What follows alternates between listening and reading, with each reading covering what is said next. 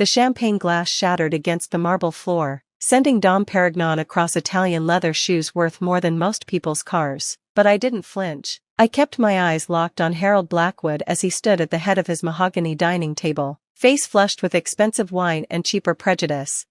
"My daughter deserves better than trash," he announced to the room full of his country club friends, business associates, and horrified family members. Street trash dressed in a borrowed suit, pretending to belong in our world. The silence that followed was deafening. 23 pairs of eyes swiveled between Harold and me, waiting to see if the nobody dating the princess would dare respond to the king. I carefully folded my napkin, the cloth probably cost more than my first apartment's monthly rent, and placed it beside my untouched plate of $40 salmon. "Thank you for dinner, Mr. Blackwood," I said, standing slowly, "and thank you for finally being honest about how you feel." Sophia grabbed my hand. "Adrian, don't." I squeezed her fingers gently, then let go. "It's fine, love, your father's right. I should know my place." The smirk on Harold's face was worth capturing, that self-satisfied expression of a man who thought he'd won, who believed he'd finally driven away the street rat who dared to touch his precious daughter. If only he knew. I walked out of that dining room with my head high, past the Monet in the hallway, past the servants who avoided eye contact, past the Bentley in the driveway that Harold had made sure to mention cost more than I'd make in 5 years. Sophia caught up to me at my car, my sensible Honda that Harold had sneered at when I'd pulled up. "I'm so sorry," she said, tears streaming down her face. "I had no idea he'd." "Shoo." I pulled her close, inhaling the scent of her perfume mixed with the salt of her tears. "This isn't your fault. I'll talk to him, make him apologize."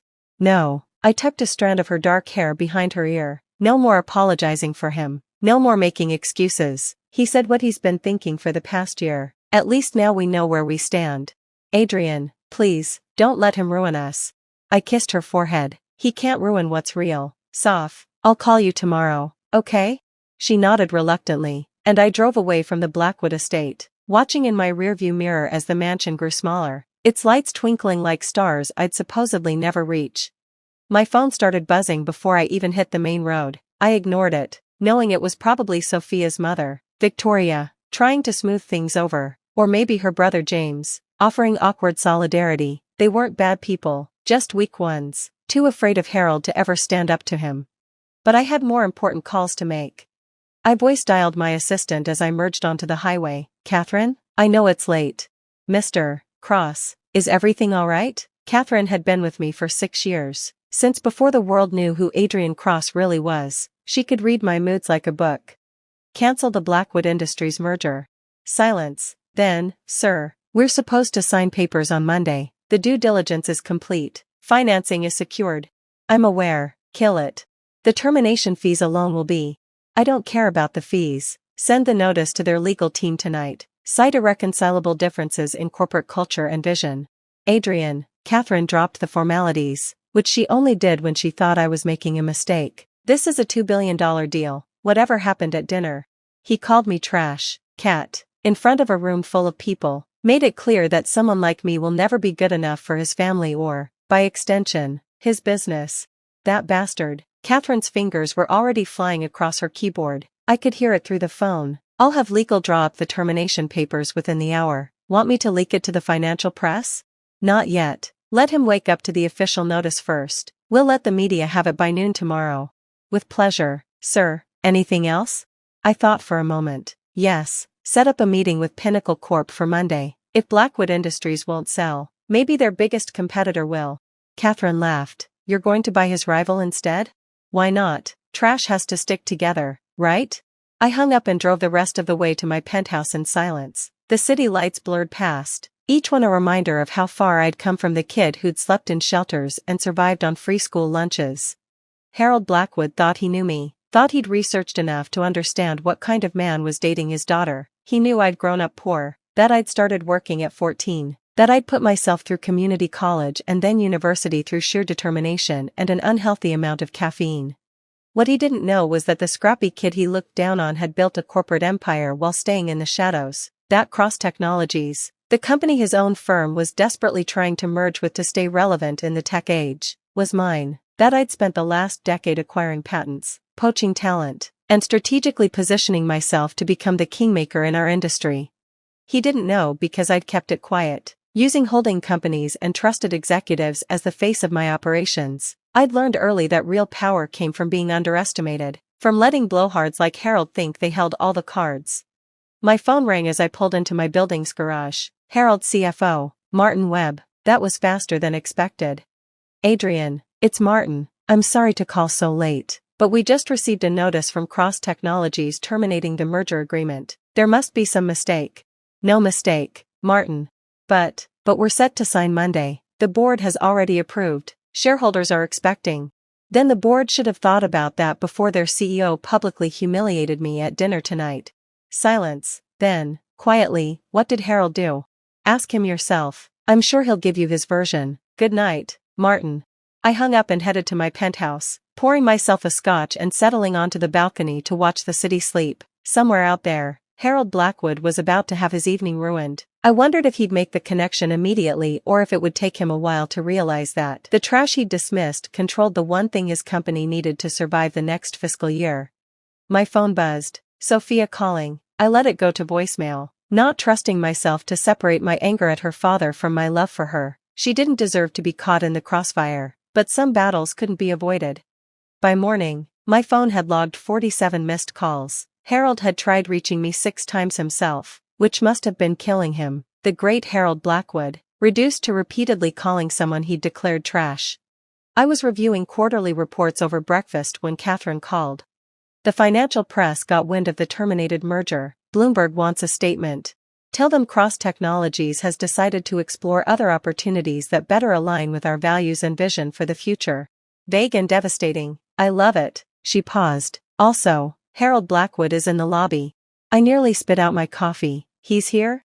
Showed up 20 minutes ago. Security won't let him up without your approval, but he's making quite a scene. Should I have him removed? No. I set down my mug, thinking, send him up, but make him wait in the conference room for, let's say 30 minutes. I'm finishing breakfast. You're evil. I'll prep conference room C, the one with the uncomfortable chairs. 45 minutes later, I walked into the conference room to find Harold Blackwood looking significantly less imposing than he had the night before. His usual perfect hair was disheveled, his tie askew. The man who'd lorded over dinner like a king now looked like what he was, a desperate CEO watching his company's future evaporate. Adrian. He stood when I entered, and I could see how much it cost him. Thank you for seeing me. I sat down without offering him a handshake. You have 5 minutes.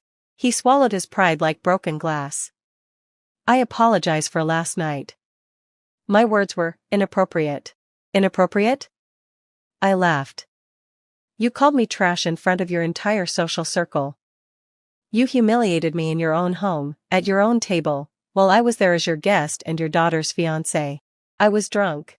No. I cut him off. You were honest. Drunk words, sober thoughts. You thought I was beneath you from the moment Sophia introduced us. Last night you just finally said it out loud. Harold's jaw tightened. Even now, even desperate, he couldn't fully hide his disdain. What do you want? An apology? You have it. A public statement? I'll make one. Just, the merger needs to happen. You know it does. Why? Excuse me? Why does it need to happen? Explain to me why I should do business with someone who fundamentally disrespects me. Harold's face flushed. Because it's business. It's not personal. Everything is personal when you make it personal. I stood up.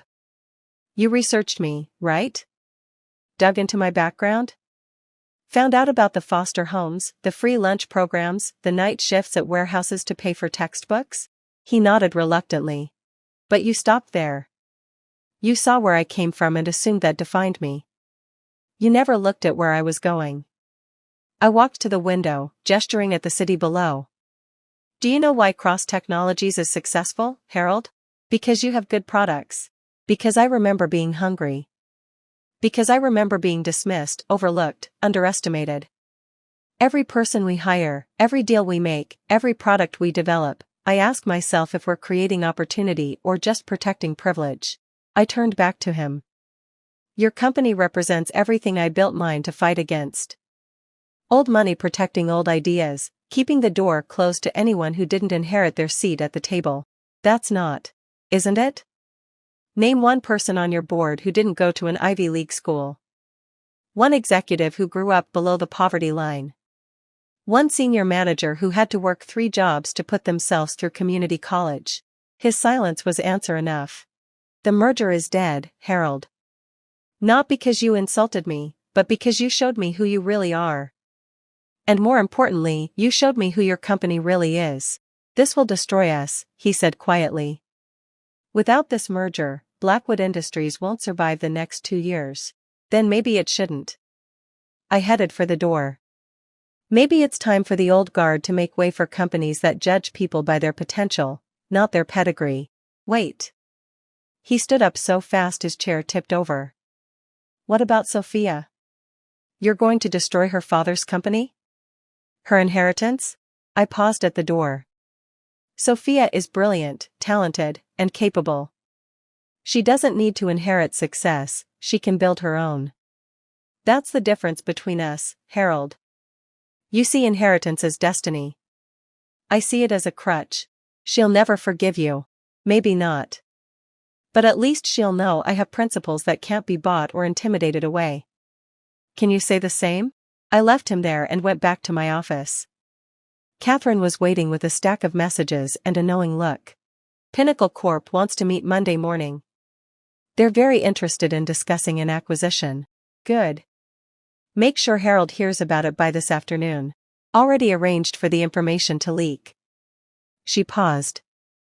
Sophia is in your private office. My heart skipped. How long? About an hour. I brought her coffee and tissues. I found Sophia curled up in my desk chair, eyes red but dry. She looked up when I entered, and I saw her father's strength but her mother's kindness in her face. Hi, she said softly. Hi. I heard what you told him. Catherine let me watch on the conference room feed.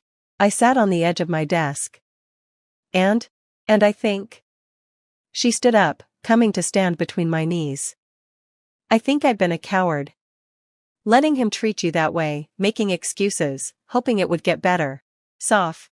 No, let me finish. She took my hands. I've spent my whole life benefiting from his prejudices without challenging them. Last night, watching him, I was ashamed. Not of you. Of him. Of myself for not standing up to him sooner. What are you saying? I'm saying that if you'll have me, I want to build something new. With you. Without my family's money or connections or conditional approval. I pulled her close. Are you sure? He's right about one thing, walking away from that inheritance is no small thing. She laughed, and it was the most beautiful sound I'd heard in days. Adrian Cross, you just terminated a $2 billion merger because my father disrespected you. I think we'll figure out the money part. I love you, I said, meaning it more than ever. I love you too. Even if you did just declare corporate war on my father. Especially because I declared corporate war on your father? Especially because of that, she agreed, kissing me. My phone buzzed. Catherine again. Sir, Harold Blackwood is holding an emergency board meeting. Our sources say they're discussing reaching out to you directly, over his head. I put the phone on speaker. Tell them Cross Technologies might be willing to discuss a merger with Blackwood Industries under new leadership. Emphasis on new. Sophia's eyes widened. You're going to oust my father from his own company? I'm going to give the board a choice, evolve or perish. What they do with that choice is up to them. She thought about it for a moment, then nodded. He won't go quietly. I wouldn't expect him to. This is going to get ugly. Probably. My mother will cry. Definitely. My brother will write another terrible song about family drama. God help us all.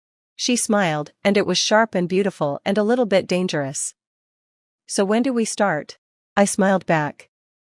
How about now? And that's how the nobody dating the princess became the king who toppled the kingdom. Not with a sword or an army, but with a simple truth: respect isn't inherited. It's earned. And those who refuse to give it when it's earned? Well, they learn the hard way that sometimes the trash takes itself out, and takes everything else with it. By the following Monday, Harold Blackwood was no longer CEO of Blackwood Industries. By Tuesday, Cross Technologies had announced a merger with the newly restructured company. By Wednesday, Sophia had accepted a position as our new head of strategic development, turning down her father's offer to fund a rival venture out of spite. And by Thursday?